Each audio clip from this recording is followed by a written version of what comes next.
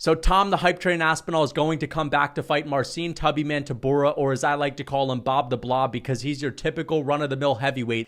And I just imagine that they have this kind of machine at the back of the Apex, popping out prototype after prototype, where these heavyweight prototypes are cryogenically frozen, right? They got Augusto Sakai, they got Jake Collier, they got Parker Porter. They wind him up with a battery pack, and they send him out for their next assignment. I just picture these guys, walking like robots, and Marcin Tybura just had the battery pack popped in his back, and he's off into the UK to fight Tom Aspinall, and he'll come right back to the Apex. They'll pop him right back into his little cryotherapy chamber, and they'll let this guy recover until his next assignment. That's what I imagine is going on with the Apex, where they're popping out all these heavyweights one by one, and they're all basically the same person. They just have to create little variancies, a different tattoo here. Let's get Augusto Sakai, let's get a Brazilian one, let's get a Polish one, and Marcin Tybura. And there's just a bunch of them lined up there, and they're all just perfectly mediocre. Now, Tybura, as I said, he's the number 10 man in the world. They needed one of them to lead the pack, whereas they made him, they buffed up his durability, they buffed up his cardio, and then after that, their effort went off a cliff, and the rest of the guys are just barely good enough to weed out the frauds that shouldn't be in the UFC to begin with. And this is a big assignment for Tom Aspinall, because will he be able to prove that he's not just your typical UK hyped up prospect with brittle bones like Darren Till that's going to leave us all disappointed? Does anyone else get the feeling that a lot of these UK prospects are just ticking time bombs ready to go off in regards to their proneness to injury? We got Darren Till breaking a collarbone here, tearing an ACL there, Tom Aspinall ruining his knees off of one kick from Curtis Blades. Now, yes, he's had knee issues for a while, but I'm just saying I can't help but worry when these guys get big main event spots. It feels like there's no other kind of prospect that's more prone to getting a devastatingly fluky injury in a main event spot. Now, yes, Tom Aspinall has taken the last year off. He has had a lot of time to recover. And if anyone has the mindset that's needed to overcome something like that and to stay disciplined, it is Tom Aspinall. I mentioned Darren Till and how he's always injured and this and that, but Darren Till's nowhere near as disciplined and as tunnel vision as someone like Tom Aspinall that really believes that it's his destiny to become a heavyweight champion. If you guys have seen his interviews leading up to this fight, if you guys have heard him talk before, you know exactly what I'm getting at. This guy wants nothing more than to be a UFC heavyweight champion. He's cut all the bullshit out of his life. He's cut all the non-heavyweight training partners out of his life. And he's got this little setup in Northern England where he's got 10 or 15 different heavyweights that he's flown out. And it's just like the perfect kind of setting to make improvements. And I honestly think that he's probably firing on all cylinders. But at the end of the day, I can't help but just worry until I see him take a couple of leg kicks, or until I see him go through a tough fight and have his knee hold up and endure some pain and endure some movement in an actual fight setting where everything's just turned up to the next level. Now, one thing that does at least give me some confidence in Tom Aspinall's physicality, would be the fact that this guy's put on a shitload of muscle in the offseason. Now, again, he's had a knee injury. You can't really do a lot with your legs. So he's spent a lot of time lifting in the gym this winter. And I remember him posting a picture on Instagram saying he was like 293 pounds. And he had abs, like visible abs. Now, he wasn't shredded, but he's still a heavyweight. And he's not like peak shape. You know what I mean? But you look at his physique at the start of his career, we're looking at a guy that had rolls, that if anything was a little bit chubby. Now, of course, he's never going to be a fat guy because he is super talented and athletic for a heavyweight. He's actually a legit heavyweight, unlike a lot of the other guys that popped out of the machine at the Apex. And I honestly think that this time off has allowed him to kind of grow into who he really is as a heavyweight, to kind of fill out his frame a little bit more, to pack on that mature muscle. And I'm looking forward to seeing this guy on the scales, because I feel like he's about to weigh in just under the 265-pound limit at the leanest body fat that he's ever been at. And if this guy shows up with durability, with more strength, I mean, God help every single heavyweight out there, because he's probably just going to ragdoll them all, unless it's Jilton Almeida. And in that case, he'll be able to stuff those takedowns too and beat his ass on the feet. Now, when it comes down to the skill of Tom Aspinall, guys, I believe that he's probably the most well-rounded heavyweight in regards to his ability to finish people on the feet and the ground. There's no other heavyweight that I can think of, except for maybe John Jones right now, that has shown the ability to finish people in both realms of the fight. But John Jones hasn't really gotten a lot of TKOs lately in his career. And when I think about Tom Aspinall, I'm more impressed with his grappling. I feel like that's actually where he's going to be able to do his best work. But this guy's also a monster on the feet. And because he has the threat of the takedown behind him, because he's such an imposing presence in the octagon at 6'5", 250 plus pounds, this guy has knocked people out before in the UFC. He caught Sergey Spivak with a beautiful elbow, sent him flying on his ass. I mean, people are off the bat going to be scared of this guy in any realm of the fight.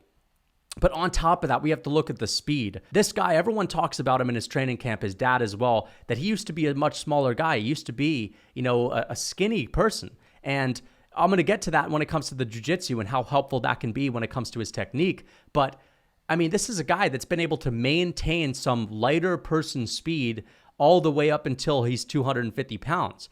And he just catches people off guard and they're not ready for it at all. And he's also throwing in combinations. The first combination he threw on Alexander Volkov was a three-piece, a jab, a right cross, and a left hook. And I remember watching it live and just saying, holy shit, I don't even know what he just hit him with, because it was that fast. And of course, he snapped Volkov's head back. He rocked him. He went in for a takedown, got him with an inside trip. All of a sudden, he's beating up Volkov. Volkov gets back up to his feet, tries to throw a combo on him, gets taken down again, and then just gets straight arm locked. And all of a sudden, the fight's over. I mean, this guy is so goddamn good at just cleaning people up and getting them out of there. And he's also mentioned how he just doesn't want to show a lot of his game, how he wants to go in there and remain a mystery for future fights. If he can finish it as early as possible, then the better for him. And I feel like that's what he's capable of doing against anyone in the game, because if you're thinking you're going to strike with this guy, he can level change and he's going to have a jiu-jitsu, a grappling advantage, because let me just mention the size thing again. Tom Aspinall used to be this lighter guy. When you're a lighter guy, when it comes to grappling, you tend to not have the ability to kind of focus on strength and kind of like, yanking people into submissions and getting the better of them with brute force. So Tom Aspinall has learned to be a guy that has to use finesse with the grappling, that has to use finesse with the striking. And he must have just had a freakish growth spurt in his later teens to where he's been able to balloon up. And now we basically have this juggernaut that is freakishly fast and finesseful on the ground. And he has the ability to go out there and do the same thing to Marcin Tybura. Now, there is a hole in Tom Aspinall's game, and I'm just going to mention what it is right now. He's very open on the feet. And I mentioned how there's this theme of UK prospects having tragic downfalls and a fluky injury here, a fluky injury there. Well, Tom Aspinall is another one of these UK guys that likes to fight with their chin high up in the air. They got that cocky style on the feet. And the reason why he's able to get away with it so far is because of that speed. He's able to enter on the inside of these guys and reset because he's so fast. He can just move in and out of range. But if people time his entries, they're able to catch him off guard. Now, I mentioned the Alexander Volkov fight. There was one hairy moment, and it's kind of easy to miss because it looks like Tom Aspinall slips when he throws a kick. But there's a moment before the final finishing sequence where Aspinall tries to enter range. I think he throws a jab and a kick. While he's throwing a kick, Alexander Volkov times him with a perfect right hand, and he gets hit. He gets cracked with it, and he comes falling down. Now, was it the slip? Was it the force of the punch? Was it both? I think it was probably both, but it doesn't really look like much because after he falls, him and Volkov dap up and they're like laughing at each other. Oh, it's funny you slipped. Let's show some sportsmanship. Let's just laugh at the moment. But that is something that has presented itself in the Curtis Blaydes fight as well. And I know that fight only lasted 20 seconds, but I saw something similar. I saw Aspinall entering range, not defending his chin, throwing his punches and just kind of relying on speed. And it looked like that Curtis Blaydes right hand was getting awfully close. And if Aspinall doesn't make it a point to make sure that he's defensively sound when he's making these quick blitz entries, then he might come crashing down if he gets clipped by the right guy or the wrong guy, like a Sergey Pavlovich, right? A guy that's got a freakishly long reach. He is a little bit open on the feet. That is something that worries me a little bit, especially when it comes to someone like Marcin Tybura. Now, the tricky thing with Marcin Tybura is, if you just look at his fight style and you compare it to Tom Aspinall's, you're going to say Aspinall's going to go out there and blitzkrieg him in the first round and get him out of there easily. This is a step down in competition from someone like Alexander Volkov, but Marcin Tybura is deceptively tough. He has a deceptively good gas tank. And it's not really that he really builds up into fights, but he kind of just maintains what he's able to do in the first round. Because he doesn't tire out and because he's tough, like his opponents are the ones that are going to wilt in front of him. And we've seen this time and time again. He just has this ability to survive an early onslaught, an early beating. And I've seen it with Walt Harris. I've seen it with Greg Hardy, big slingers that go in there to try to take this guy's head off. Come the second round, they're gassed out. They're not the same person that they were when they started the fight. They don't have the same sting at the end of their shots. All of a sudden, Marcin Tybura-has got them down. He's taking their back. He's flattening them out, and he's just beating them up senseless, and they're just not able to have the energy to explode back up to their feet. And that's kind of the worst nightmare for an opponent of Marcin Tybura, is to try to go out there and finish him early on. He's got a really good chin, and he's got an ability to survive. He kind of reminds me of a Gerald Meerschaert, someone that just outlasts his opponents, just out-toughs his opponents. Now, all of this being said, Aspinall's never gone 3 rounds in his entire UFC career, and he's now going to be taking on one of the most durable men in the division, who also has a deceptively good gas tank that is known for going 3 rounds, that's known for being a decision merchant, and there is something to be said about that 3-round experience of Marcin Tybura. And you're looking at Tom Aspinall. He's taken a year off. He wants to really, again, solidify his name at the top of that division. He wants to have an impressive fight. If he tries to go in there and blitzkrieg Marcin Tybura and knock his head off in the first round, or if he tries to take him down and ragdoll him early and just expend all of his energy into trying to find a submission or a TKO on the ground, and he doesn't get it, and he gasses out, right? Because again, we don't really know what Tom Aspinall's gas tank looks like. He's an explosive guy. That could all go falling out of the window if he can't get a finish early on. We have no idea whether or not this guy's able to maintain a hard pace for 5 rounds. You don't want to be standing in front of Marcin Tybura when you're gassed out, because that's basically this guy's way to win fights. Look at the fight he had with Alexander Romanov. Alexander Romanov is another high-level grappler with a really good wrestling pedigree that was able to ragdoll 250-plus pound Marcin Tybura in the first round, which was actually really impressive. He took Tybura's back. He beat his ass a little bit on the ground.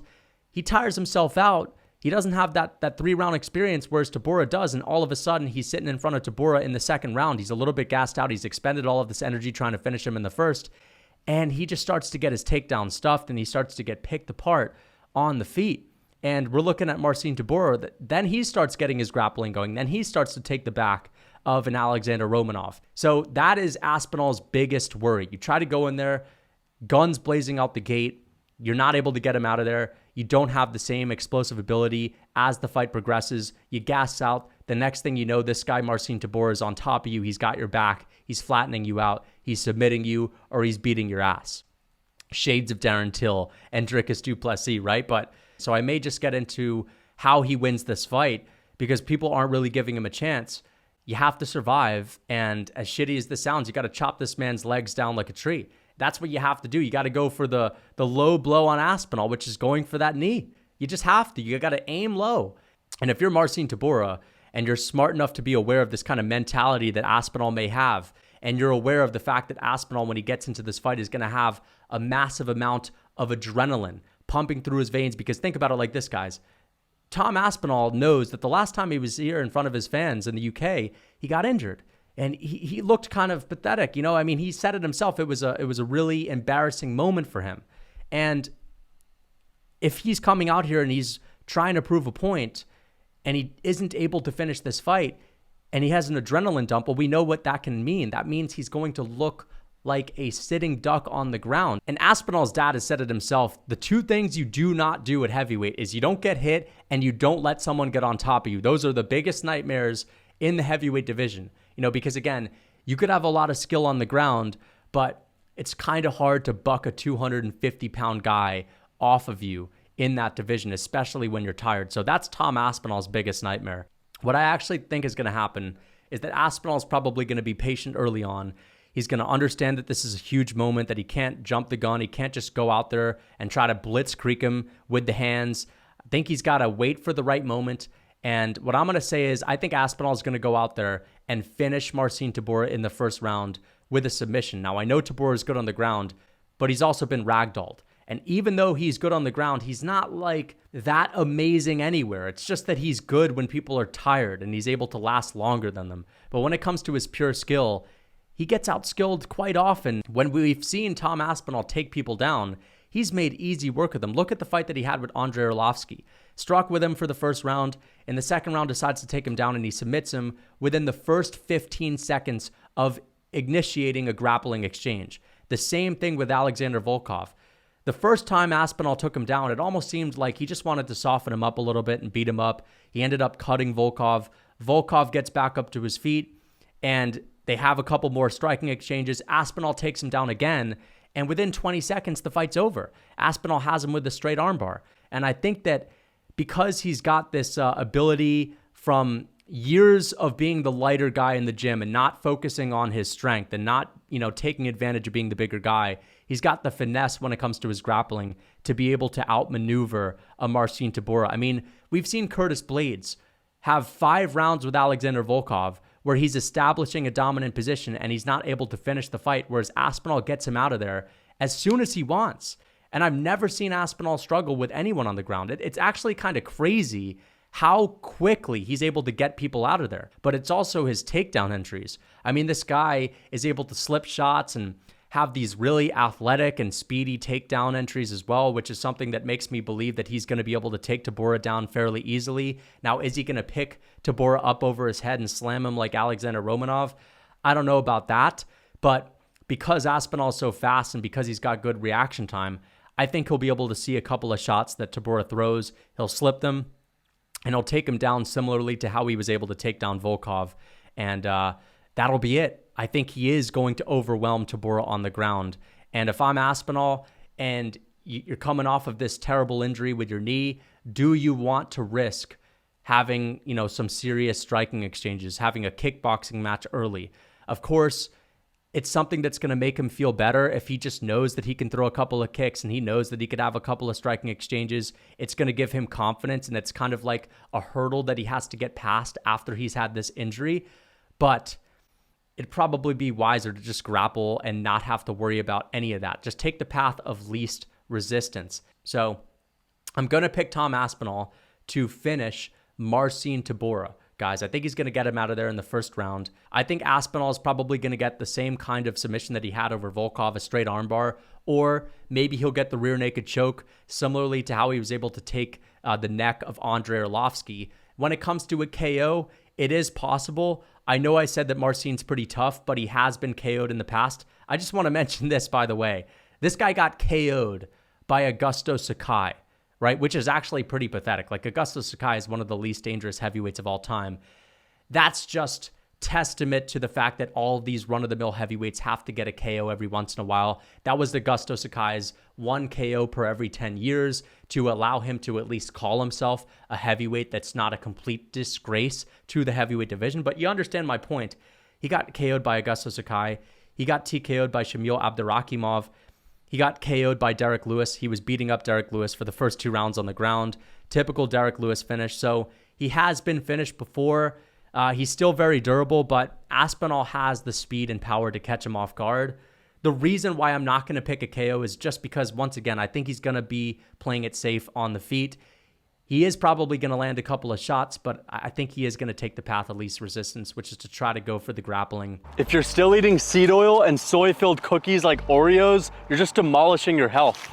So I'm gonna show you guys how to make some real cookies that are both healthy and delicious. We're gonna make my famous chocolate chip cookies. Combine 2 pasture-raised eggs with some grass-fed or raw butter, some good quality animal fats, add some organic vanilla extract, and about a cup of raw honey. Now we're gonna mix it up and get ready for the most crucial ingredient, our einkorn wheat. This is the rawest, most original form of wheat.